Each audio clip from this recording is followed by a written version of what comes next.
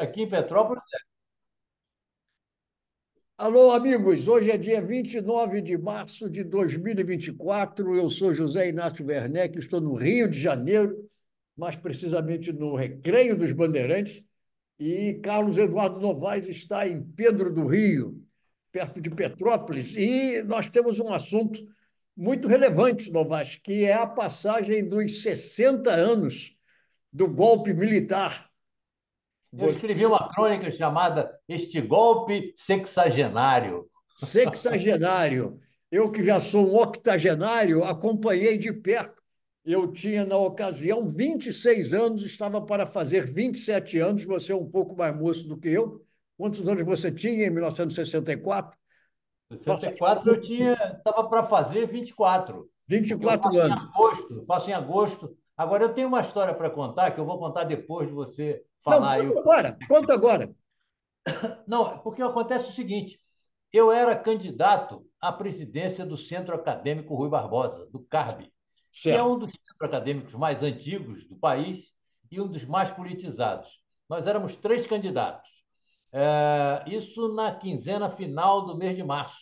E a certo, eleição era dia 12 de abril. certo, Então, tinha um candidato do Partido Comunista, que era o Gilson. Éramos todos do quarto ano da Faculdade de Direito da Bahia, da certo, Federal de Direito da Bahia. Tinha o certo. Gilson, que era do Partido Comunista, tinha o Ney, que era o candidato dos conservadores e da direita, e tinha eu, que era o candidato da esquerda independente. E Certo. estávamos ali E em a plena eleição era, campanha. a eleição era 12 de abril. 12 de abril. E nós Certo, estávamos, sei lá, nós estávamos em março, final de março já, fazendo certo, campanha na faculdade, né? certo. Quando estourou aí o golpe.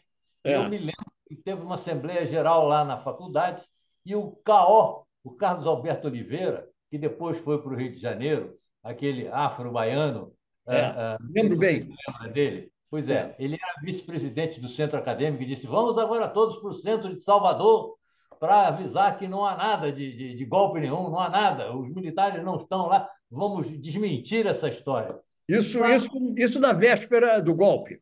Não, isso no dia, na manhã do dia 31. É. No dia Ah, 31 do eu dia quero fazer 1º. uma observação. Eu quero fazer uma observação.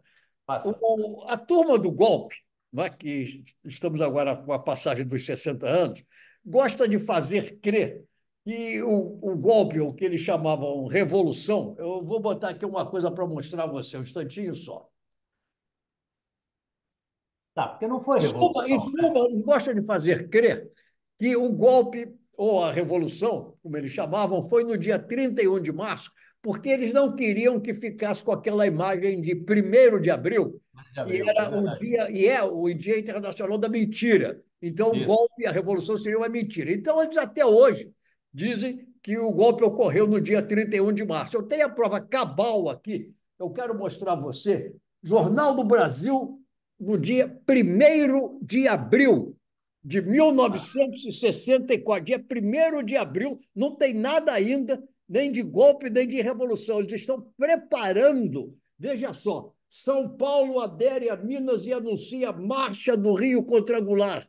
Então, no dia 31 de março, o general Mourão Filho, lá em Minas Gerais, iniciou uma marcha e só no dia 1º de abril é que realmente essa marcha teve sucesso e eles depuseram, deram um golpe e tiraram o João Goulart. E aí acontece outra coisa interessante, Giovanni. Depois você termina a sua história, isso é só uma, claro, claro, essa claro. é a parte que eu estou fazendo, porque pela Constituição brasileira só poderia haver a posse de um novo presidente ou um novo governo em três hipóteses: pela renúncia do atual presidente, que era João Goulart, pelo impeachment, pelo processo de impeachment no Congresso com a condenação desse mesmo presidente, João Goulart, ou pela ausência do país do presidente João Goulart sem autorização do Congresso. Só nessas três hipóteses haveria a passagem de governo.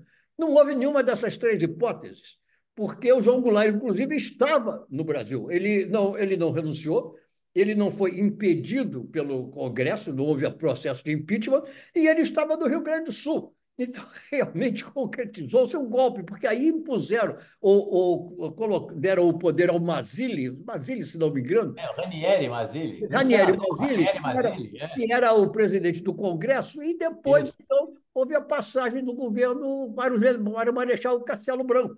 Quer dizer, houve isso, no início realmente do um governo. golpe. Agora, continua com a sua história. Não, eu só quero confirmar de que era um golpe, porque a revolução, entre outras coisas, quer dizer, ela exige, inclusive, uma mudança de estrutura do país. Quer dizer, a revolução é para você mudar alguma coisa, como foi a Revolução Francesa, a Revolução Bolchevista. Não é uma revolução para você mudar, só tirar um civil e botar um militar com seus canhões no governo. Isso não é É, revolução nem aqui, nem na China, nem em lugar nenhum.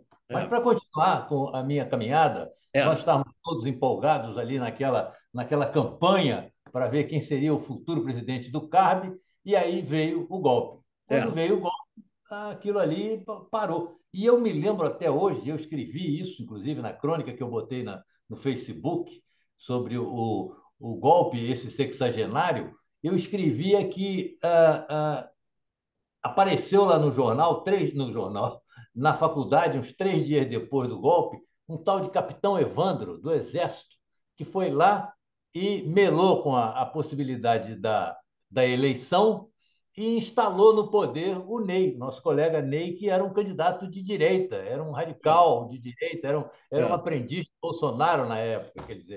E é. aí foi tudo para o brejo, né? Quer dizer, a minha candidatura nunca se consolidou, porque o golpe interrompeu aqui uma grande administração que eu poderia fazer no Centro Acadêmico Rui Barbosa. Quer dizer, o Centro Acadêmico Rui Barbosa teve uma grande perda, como o país teve uma grande perda. Porque o que se falava para justificar o golpe era que havia a comunização do Brasil. O Brasil estava numa rota comunista, levado por João Goulart, o que era uma coisa altamente improvável, porque o João Goulart era de uma família rica do Rio Grande do Sul, Claro, engenheiros, né, proprietários de grandes terras rurais. O João Goulart, absolutamente, não era um comunista, ele era um homem que se deixou levar, digamos, por propostas radicais de alguns grupos, como houve a famosa rebelião dos marinheiros.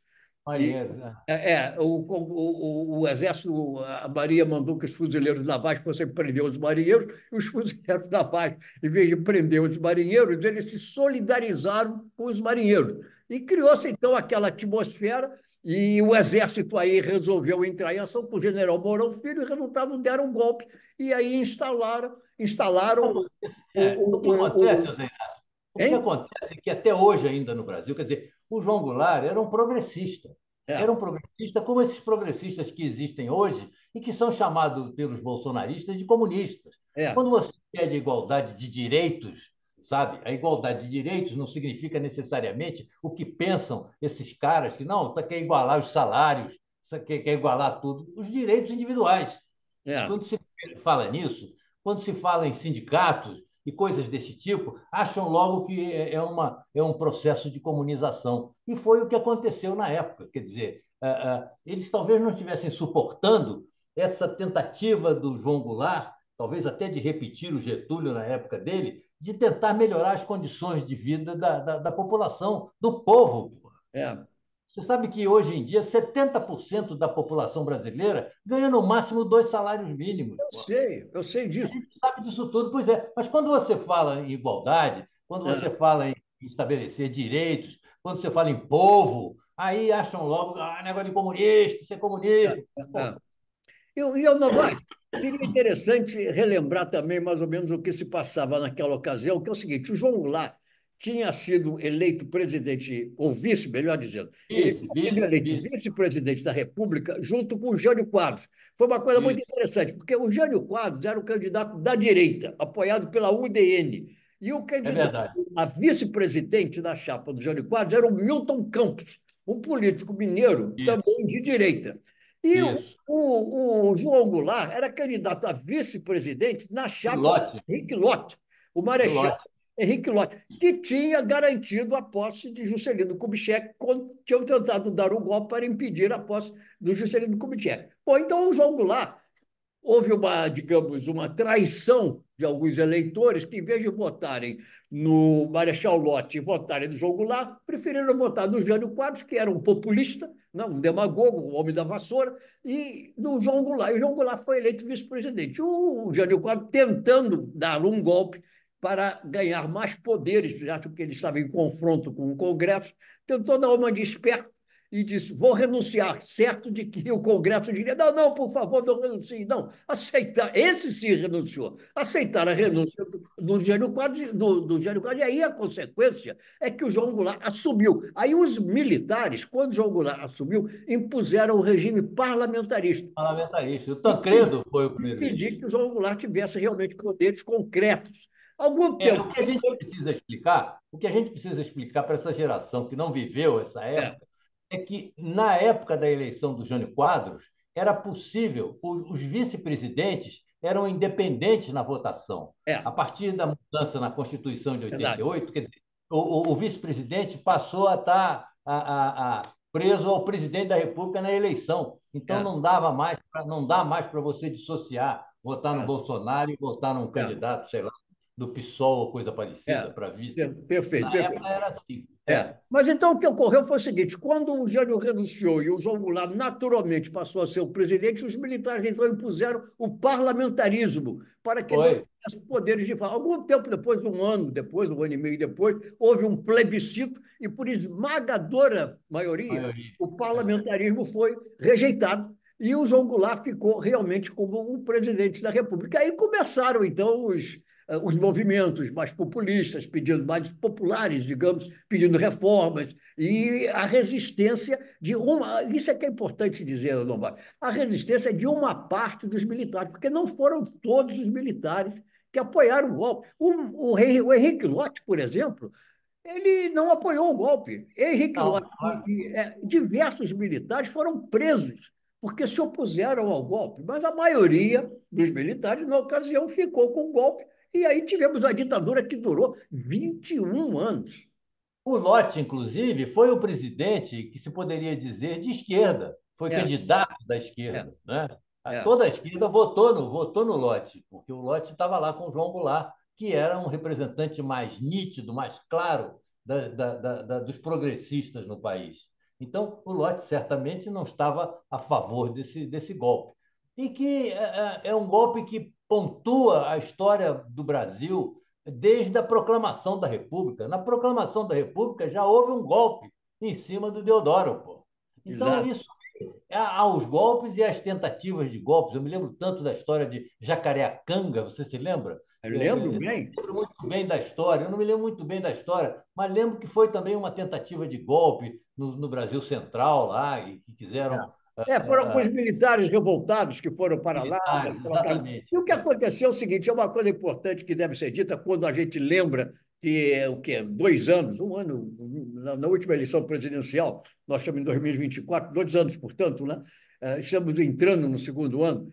Quando houve a última eleição presidencial e o Lula ganhou, e o Bolsonaro tentou dar um golpe, e era evidente que o Bolsonaro não ia conseguiram dar o golpe, não, tentou, fez aquela invasão do Congresso e do Supremo lá em Brasília, aquela coisa, aquela movimentação toda, mas aquilo não ia dar certo, Novaes, por uma coisa muito simples: não havia apoio dos Estados Unidos. E o golpe de 1964 foi executado com êxito, porque os Estados Unidos queriam o golpe, apoiavam o golpe. Os Estados Unidos tinham um embaixador no Brasil, Lincoln Gordon, Óbvio, é. famoso por ser um homem que manobrava por trás para que houvesse o golpe. Tanto que houve uma frase famosa do Otto Lara Rezende, irmão do nosso amigo Luiz Lara Rezende, o intelectual brasileiro, jornalista. Na ocasião, ele lançou uma frase que ficou famosa: basta de intermediários, Lincoln Gordon para presidente. Porque realmente É. Lincoln Gordon é que mandava no Brasil naquela ocasião, e o governo americano apoiava o golpe, chegou a pensar em mandar a esquadra para amedrontar os brasileiros. A esquadra não ia invadir a Baía de Guanabara, mas ia ficar ao largo. Chegou-se a pensar nisso, que a esquadra americana fosse deslocada como uma demonstração de força para mostrar que o João Goulart não podia continuar no poder. E aí veio a famosa frase. Talvez até esse golpe, na semente do golpe, estivessem os interesses americanos. Eu não sei nem, e hoje em dia a gente pode até especular em torno disso, se não foram os americanos que impulsionaram, que deram o primeiro passo na direção do golpe. E aí os militares vinham juntos. Agora tem o seguinte: hoje mesmo saiu no jornal, no Globo, um articulista, o Pedro, que eu não me lembro o sobrenome dele, em que ele fala que o golpe não se efetivou por muito pouco, porque ele acha que se aquele chefe do Exército que recusou participar da trama e o chefe da Aeronáutica, que também recusou, se eles tivessem apoiado a decisão do Bolsonaro, como fez o ministro ou o chefe da Marinha, que foi a favor, não, deixaremos as nossas tropas aí à sua disposição, disse para o Bolsonaro. Se acontecesse isso, ele acha que o golpe se concretizaria, que o golpe Talvez, seria. talvez. Se bem que eu continuo aí na dúvida, porque faltou o apoio decisivo dos americanos, porque dessa vez o presidente dos Estados Unidos era o Joe Biden. Se fosse o Donald Trump, se o Donald Trump Ah, sim, tivesse sim. sido reeleito, eu acho que haveria o golpe. Porque aí Sim. teríamos uma É. espécie de um Lincoln Gordon na embaixada brasileira, articulando tudo, tramando tudo para que houvesse. Agora, aí nós tivemos a inauguração de um período de 21 anos, e, inclusive, Lombardi, eu vou aproveitar para falar disso. Esse meu livro aqui fala muito dessa época do Brasil, fala mais, digamos, de uma época que começou um pouco depois, na década de 70, mas a ditadura durou desde 64 até o quê? 1985, 85. 21 anos, quer dizer, pega bem essa época. Inclusive, esse livro aqui, vou mostrar de novo, a tradução em inglês desse livro está quase pronta. Eu voltarei a este assunto, mas no momento, quem quiser pode adquirir esse livro ou na Amazon ou com o Sérgio Praia no Instagram. Mas, em suma, nós tivemos aí 21 anos em que começaram as coisas. Eu, na ocasião em que houve o golpe, você já participava da vida política. Eu era bastante afastado da vida política, a minha vida era mais voltada para esporte. E, na ocasião, eu fiquei como um mero observador. Não adquiri, não me coloquei nem de um lado nem do outro. Eu observava apenas o que acontece. Aos poucos, porém, eu comecei a compreender que aquilo não podia continuar assim, com gente que desaparecia, gente que era torturada, e era um processo que acontecia não apenas no Brasil, era um processo latino-americano, porque houve a famosa Operação Condor dos Estados Unidos, que justamente unia as ditaduras militares no No Brasil, Chile, na Argentina, no no Uruguai, Uruguai. no Chile, com o famoso golpe contra o Pinochet, não, Pinochet, o Allende, contra o o Salvador golpe Allende, o contra o golpe Allende, contra que o matou o Salvador Allende. Allende pelo Pinochet, e no Paraguai, que nós tínhamos uma ditadura paraguaia que já vinha há algum tempo com Alfredo Stroessner. Então, isso era um processo continental, não era uma coisa que se restringia ao Brasil. E aí Mas era uma época, né? Era uma época em que os Estados Unidos achavam que podia manipular essas ditaduras todas aí. é, Quero que interromper você pelo seguinte: você disse que na época do golpe, quer dizer, e você é mais velho do que eu, e você já tinha, não sei se você já tinha terminado a faculdade de Direito já? eu tinha me formado em 1959, na Faculdade de Direito da Rua do Catete. Pois é, e você dizia que estava alheio a isso, tanto fazia um lado como o outro. Quer dizer, eu, quando entrei para a faculdade, eu sou filho de militar. Eu sei Eu disso. Eu tenho uma família de militares que É, podia tomar o golpe, tomar o poder na Bolívia, por exemplo, no é. Paraguai, se juntasse todo mundo, da Marinha, do Exército, da Aeronáutica e tal.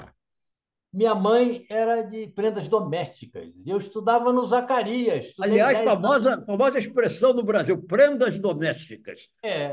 Estudei 10 anos no Zacarias, Eu fomos, também. fomos contemporâneos. Pois É, é. Então, quando eu entrei para a faculdade, eu achava que comunista comia criancinha.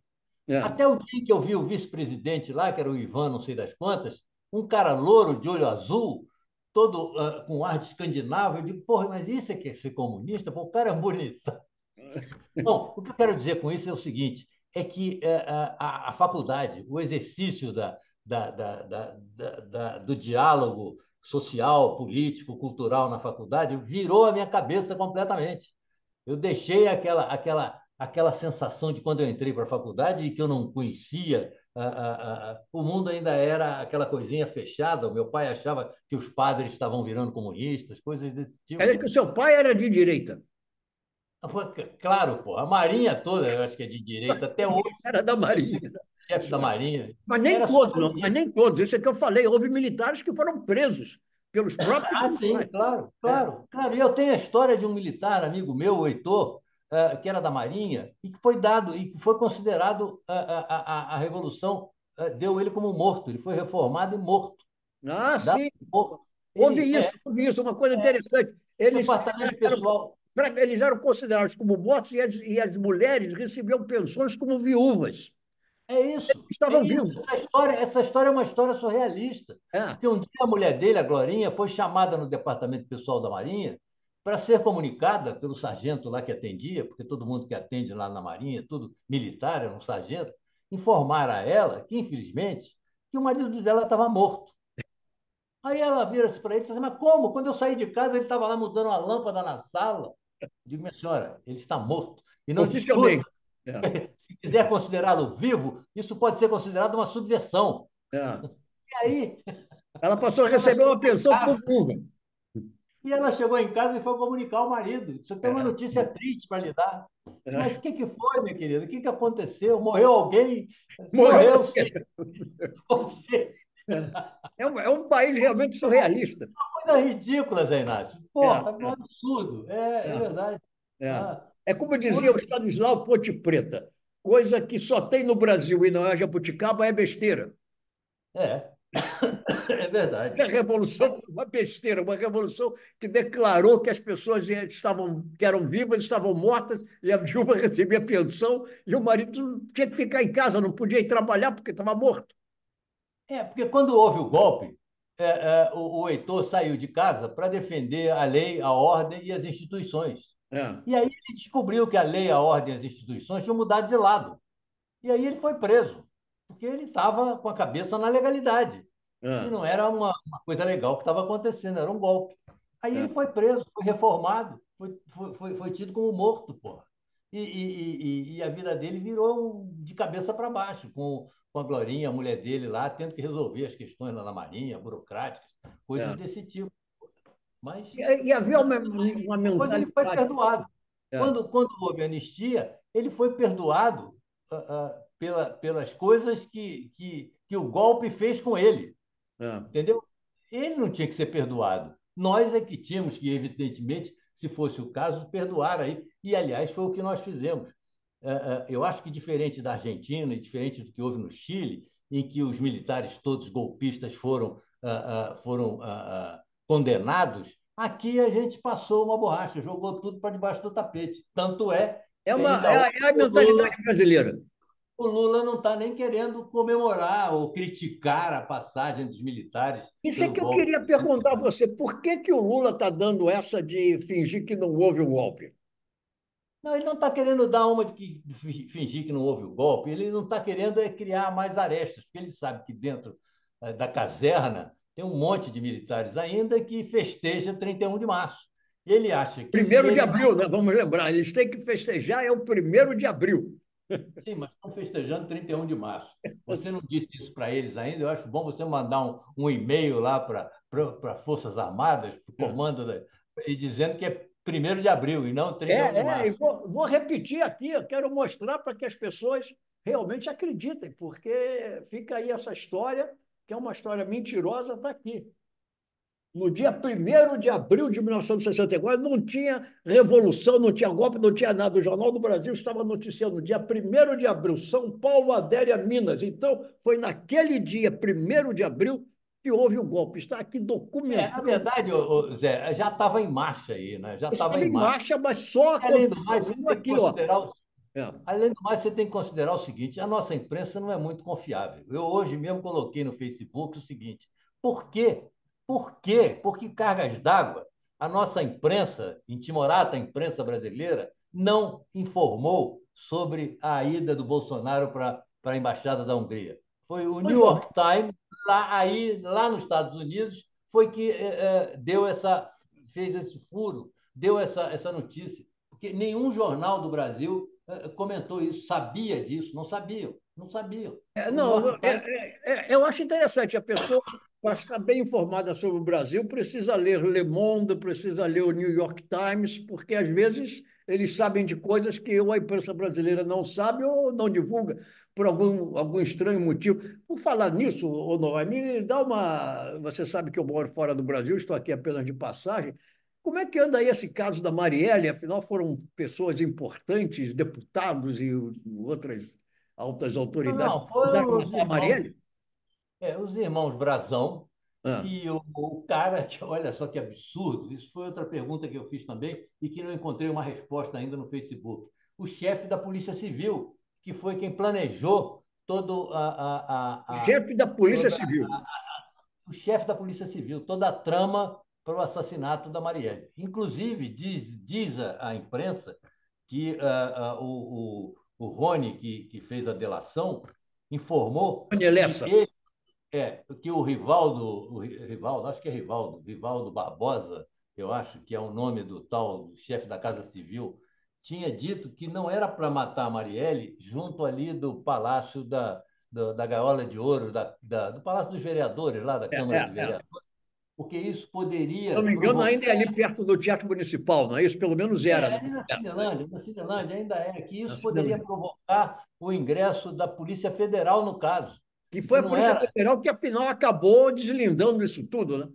Mas a Polícia Federal só entrou por causa do Dino, do ex-ministro da Justiça do, do Lula, porque É. o Dino botou a Polícia Federal também para ver se acelerava a resolução desse caso, que durante 6 anos andou para frente e para trás, 5 chefes da Polícia Civil foram mudados ao longo desse tempo.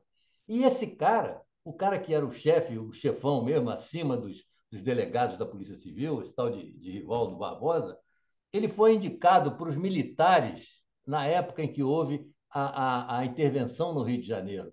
E tinha um general lá que era o secretário de segurança. E alguém indicou esse cara para ser o chefe da Polícia Civil.